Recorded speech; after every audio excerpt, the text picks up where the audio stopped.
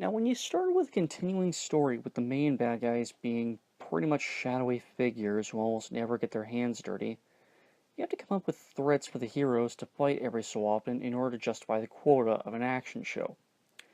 That's not really a bad thing, but it gets kind of hard to be intimidated by characters when they keep showing up, or they keep losing to the heroes, even though they're supposed to be so freaking hardcore that the heroes are supposed to be crapping themselves when these people show up. You don't really feel the suspense you're supposed to feel because you know the heroes are going to get away without so much as a scratch. So, without further ado, please welcome our resident jobbers, the leader of the Separatist droid army, the one, the only, General Grievous! I am the leader of the most powerful droid army the galaxy has ever seen! An army with no loyalty, no spirit, just programming. What have you to show for all your power? What have you to gain? The future! A future where there are no Jedi! And the Dark Assassin, trained by Count Dooku himself, and narrowly bested by the Chosen One, the sexiest Dathomirian Night Sister in the galaxy, the bald beauty herself, Asajj Ventress!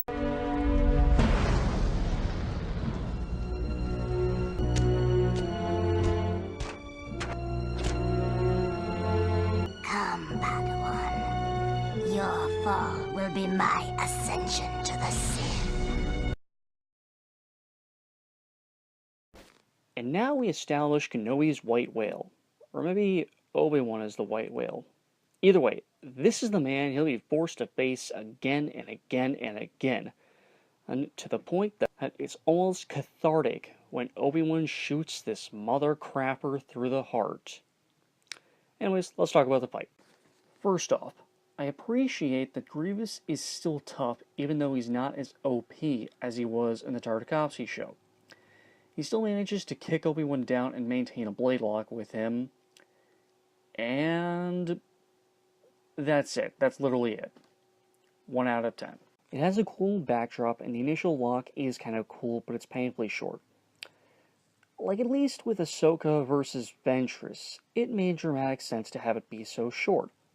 Ahsoka is a new Padawan who only just received her master, and Ventress is a trained Sith assassin.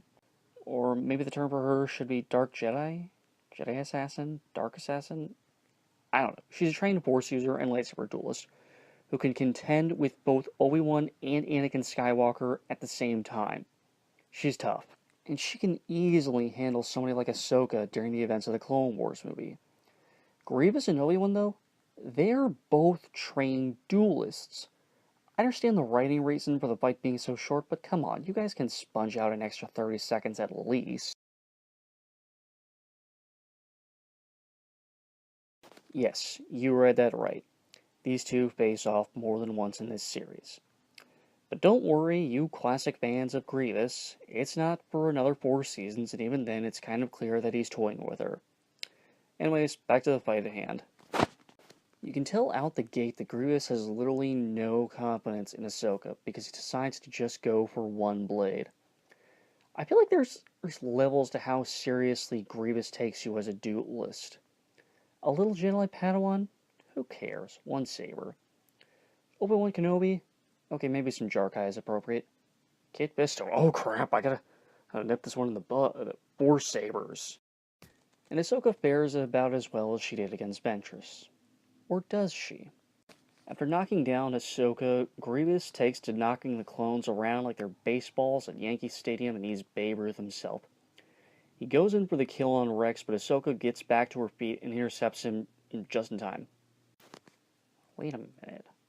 A young and brash Padawan is taken down by their clearly superior opponent who has their own wicked way with the Padawan's mentor, nearly killing them if not for the Padawans saving their life by intercepting their lethal strike with their green saber. You're gonna pay for all the Jedi that you killed today, Dooku. We'll take him together. You're going slowly on the left. I'm taking him now! No, Anakin, no! No!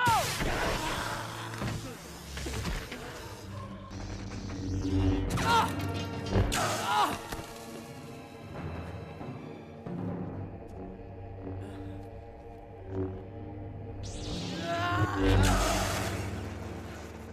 Brave of you, boy.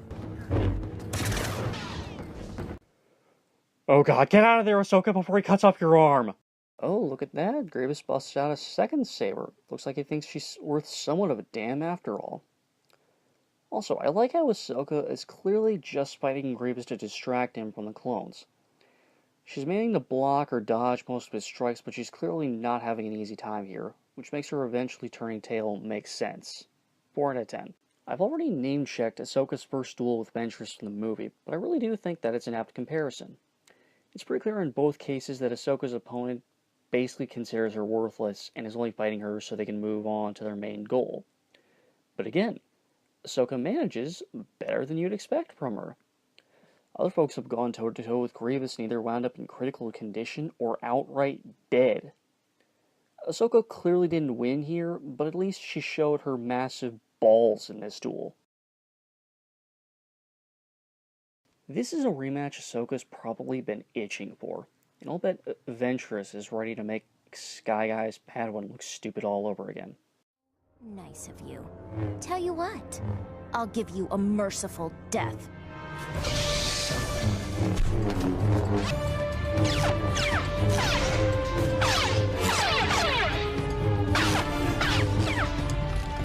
Shoot her!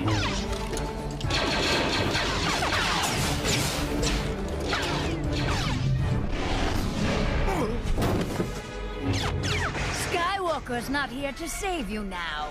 Good thing I don't need saving. Over here! Open this door and I'll buy you a planet!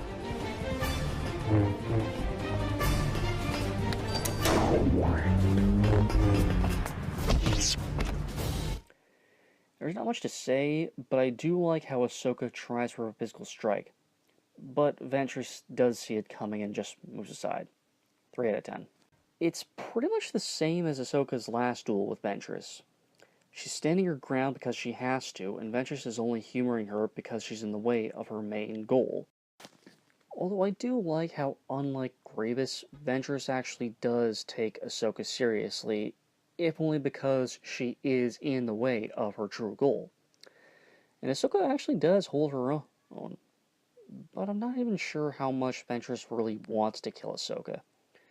She wants the bragging rights for having killed a Jedi. Yeah, but what the hell does it matter if you kill a Padawan? Lots of people kill Padawans. Kill a proper knight, then we'll talk. I love the look on Ventress's face when she sees Illuminara coming for. This is the fight she's itching for.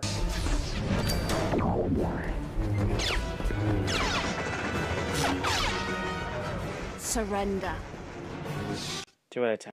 Ventress does pretty well for a 2-on-1 match, but the fight ends as quickly as it begins when the clothes and the Senate troopers show up. Not much else to say. Ventress swoops down for the kill, but the Jedi Master intercepts, so Ventress opts for a dirty trick. In other words, she does what she always does. Either way, Illuminara doesn't do half bad for someone who's currently blind in one eye and up against a Jarkai specialist. After I've separated your head from your body. Even with my vision clouded, I recognize the fighting style of Count Dooku. Your version is unrefined, amateurish, sloppy. I do question why Illuminara would try to piss Ventress off, though, because you know Darksiders all rely on their aggressive emotions for power. Because they're all about that rage. I am so sorry for that awful joke, I really am. Also, Ventress is apparently powerful enough to have a force push on par with the Jedi Master of enough importance that she sat down in the Chancellor's office with Mace Windu, Ki-Adi-Mundi, Plo Koon, Kit Fisto, and Yoda himself, along with her own Padawan. Not bad, Ventress. Not bad. You also managed to kick her off the platform. Not too shabby. 4 out of 10. It's adequate. It's nothing all that special, and it's a good showing for Ventress, if you think about it. but kind of a crappy showing for Luminara if you think about it more. This woman and her apprentice held up a cave-in for hours on Ilum in the Tartakovsky series. And you're telling me she gets her ass whooped by Ventress? Come on, man. And you know that's crap.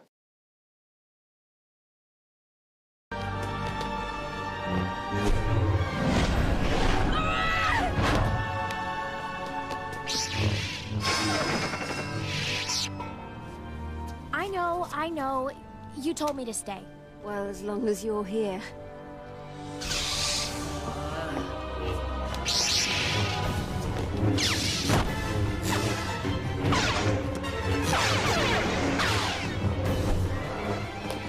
We have to find her.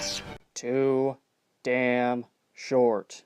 1 out of 10. I've been a fool. Let's get back there.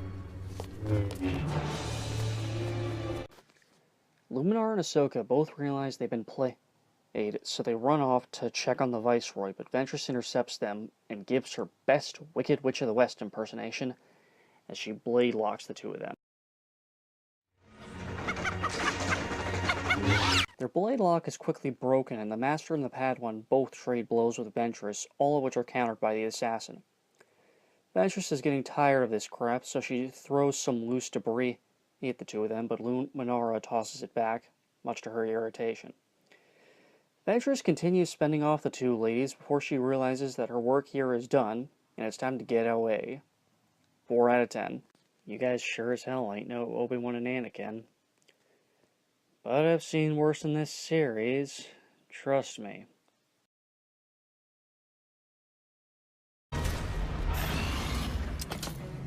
Guards? Gore? Gore? Where are you? Welcome home, General. I'm afraid I must request your surrender. You gotta feel for Grievous here. The dude just got home from a hard day's work of ordering around some dumbass droids, and he's ready to chill out with his homies, but his homies aren't there. And what the heck are 2 Jedi and a bunch of clones doing in my house? Jesus Christ, I hate my life.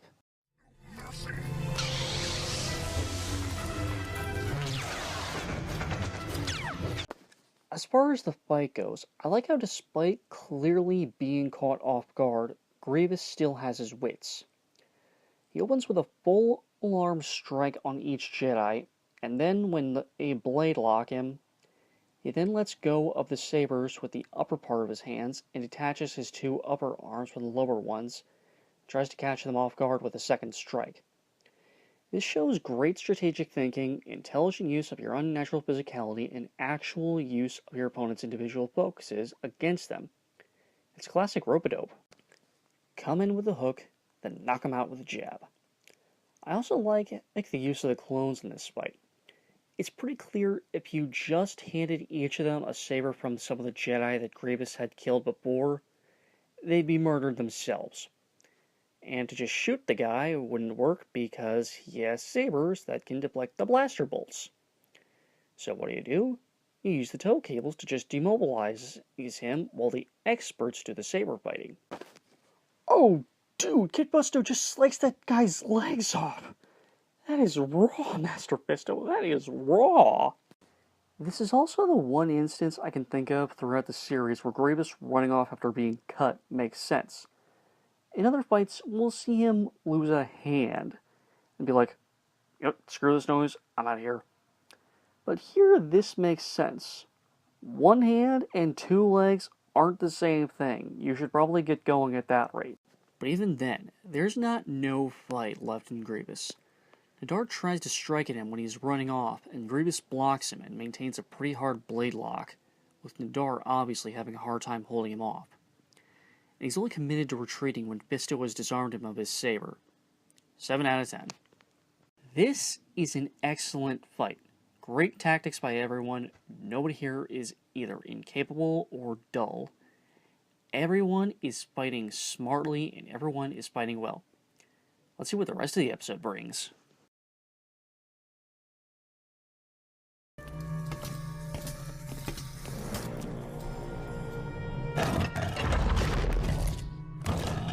were right, Master. That exit must lead to the control room.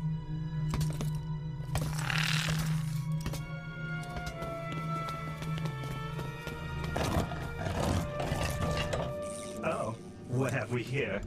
The uninvited guests. Let's go. Master, the Jedi are about to enter the control room. Nadar, inside. Hurry! No, you go. I will hold him off. Nadar, please don't be a moron. Just walk into the control room with Kit. Please just do what your old master says.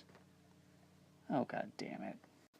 4 out of 10. I have been waiting for Like I said, Nadar wasn't doing too bad against Grievous. Actually, even if the general was toying with Nadar or actually trying to fight him off. But either one is impressive. With that being said, it is a short fight, and half of it we aren't even properly shown. We see it the way Kit sees it, through the live security feed. How exciting! You will find Also, while Grievous shooting Nadar in the gut is a dick move for sure, it's not a stupid move. Get him, Master! I mean, let's face it, Nadar may be talented, but he only just recently became a full Jedi Knight, while Kit is a seasoned Jedi Master. You know what? You're not doing half bad, Nadar. You may actually have a chance. Oh, that son of a bitch. 4 out of 10. Like I said, Nadar wasn't doing too bad against Grievous. I'm not sure whether the general was toying with Nadar or actually trying to fight him off, but either one is impressive. That being said, it is a short fight, and half of it we aren't even properly shown. We see it the way Kit sees it, through the live security feed. Also, while Grievous shooting Nadar in the gut is a dick move for sure, it's not a stupid move. I mean, let's face it, Nadar may be talented, but he only just recently became a full Jedi Knight, while Kit is a seasoned Jedi Master. I'm pretty sure Grievous only used that trick on Nadar because he felt like he could use it at all.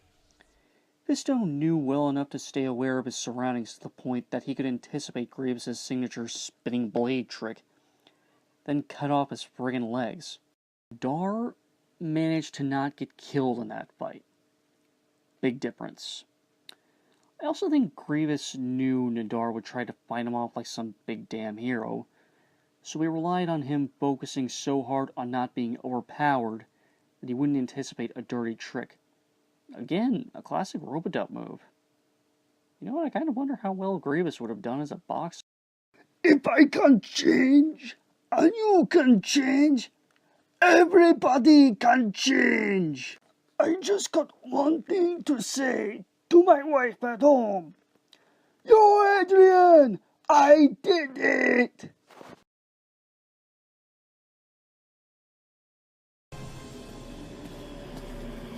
R6, I'm at the platform. Where are you?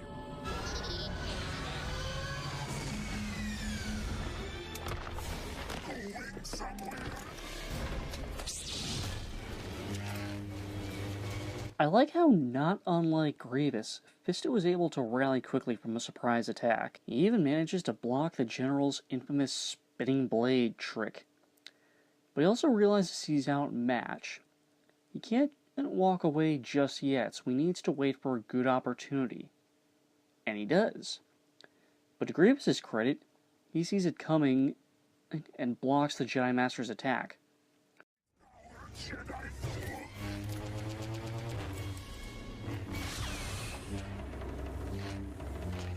That power will only consume you.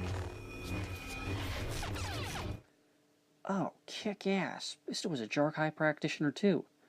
That brings our total up to 5 characters who can use 2 or more sabers at once. Yeah! I like how Fisto amps up the defense once he's armed with 2 sabers. I think that makes sense. One guy with 1 saber against a guy who can wield up to 4 sabers at once is just plain not a great idea. But one dude with 2 sabers against another dude with 3 sabers? That can be managed. Also, it looks like Fisto was throwing in some acrobatics in a force push. Good deal, man.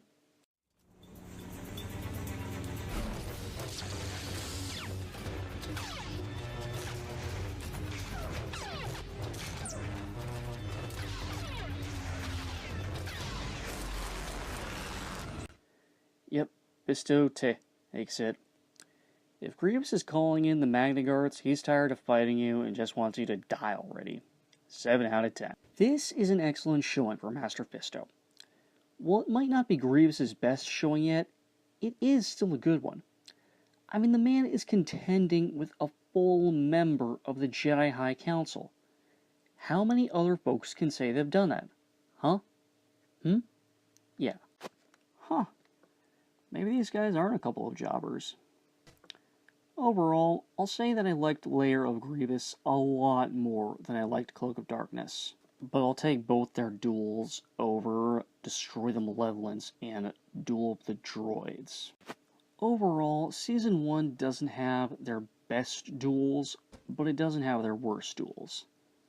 I'll tell you what duels are the worst when we get to them, but I can tell you there is worse in store. But there's also better in store. So keep it up, TCW. You're onto something good.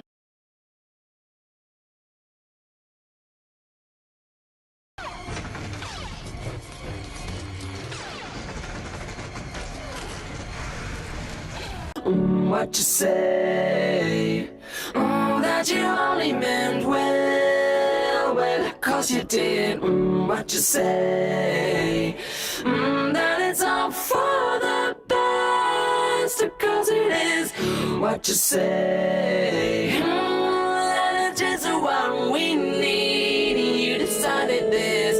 What you say? What did she say?